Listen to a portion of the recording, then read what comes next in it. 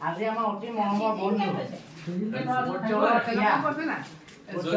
তেনেকে দিছ ক'ৰবাত গামোচা দিবলৈ কৈছে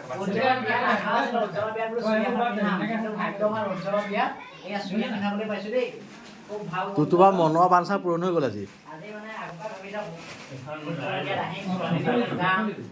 তাকে অসুবিধা নোহোৱাকৈ যাম সেইটো লাগে বুলি চোৱাচোন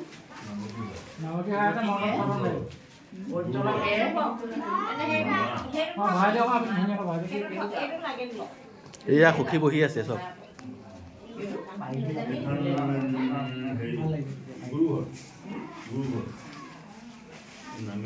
নামতি খাই মটন পেকিং কৰি